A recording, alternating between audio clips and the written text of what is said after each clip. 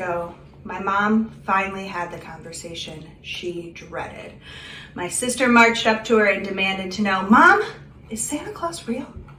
Her curiosity didn't end there. She needed to know about the bite in Santa's cookie, the reindeer teeth marks on the carrot, the footprints left in the snow. She paused and said with eyes bright with wonder, "You mean the whole world is in on this?"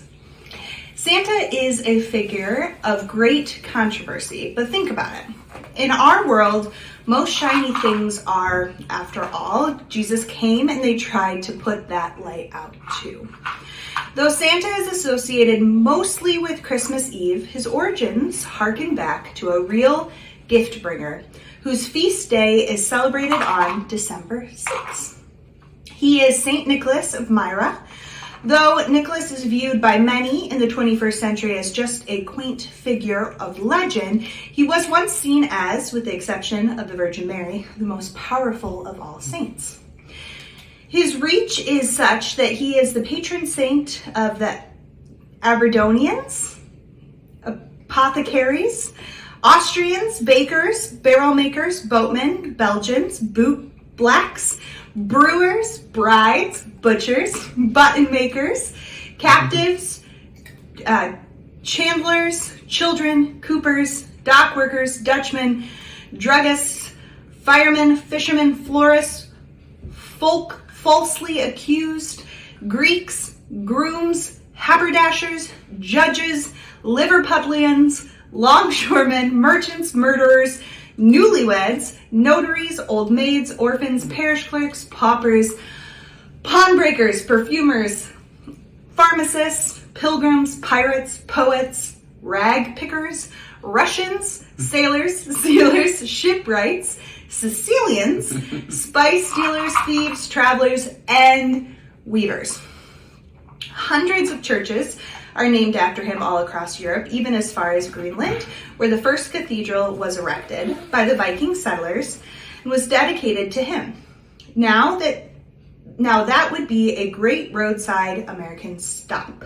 The world's largest replica of Greenland Viking St. Nicholas Church with real ice and snow. Nicholas's story is big enough that he would easily have become a modern-day celebrity. Born in the Eastern Roman Empire in what is now Turkey, in the late 200s, Nicholas was imprisoned in the last wave of anti-Christian persecution under the Emperor Diocletian. After his release, following the ascension of Constantine, he became Bishop of Myra, a town now known as Demer.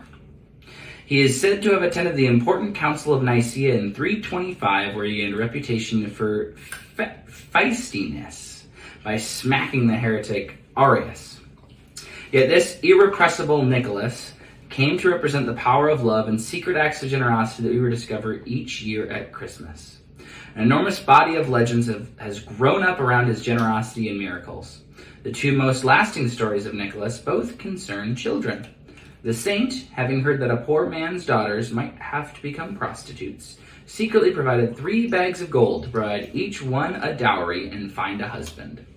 In another tale, Nicholas visited an inn where the evil innkeeper had murdered 3 students and pickled them in brine. Nicholas detected the crime and raised the boys to life again. For this and similar miracles, he became the patron saint of students and children. By 1100, St. Nicholas is firmly associated with the Christmas season. His feast day became linked to the custom of the boy bishop who rules certain churches, right up until December 28, Feast of the Holy Innocents. This is quite a long period of reversal of power, another symbol of the social inversion that Jesus came to bring. Children had been so long considered dispensable. The custom of giving gifts to children on St. Nicholas's Day was yet another reminder that Christ came to the weak and vulnerable, and this practice soon spread across Europe. By the 16th century, German children hung out their stockings for him to drop presents in, just as he had dropped bags of gold to the poor man's daughter. At the same time in England, children were told that he came in through the window. Interestingly, the 16th century that saw the Protestant Reformation made war on the cult of saints, and this resulted in Saint Nicholas being replaced as gift bringer, first by the Christ child, and then secularized figure resembling a darker shadow of Saint Nicholas, such as Pensicle, Belschnickel, or Nachruprecht. The gift-giving time was also moved from December 6th to December 25th, or New Year's Day.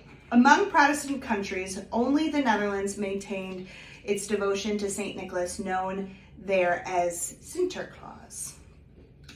It is this figure of Sinterklaas that inspired early 19th century Americans in New York City to develop a new gift bringer, Santa Claus.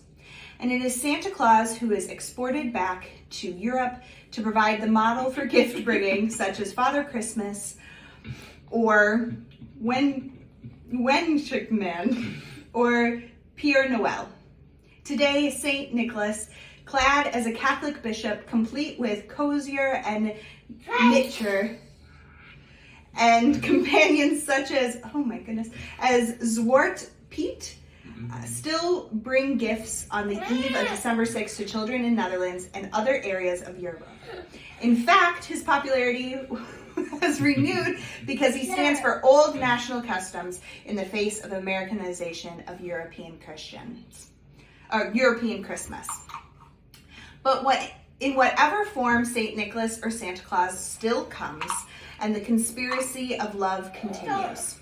Parents all over the world still sneak in the dark to fill stockings, to delight their children, and I just have to wonder, is the good Saint Nicholas of Myra looking on?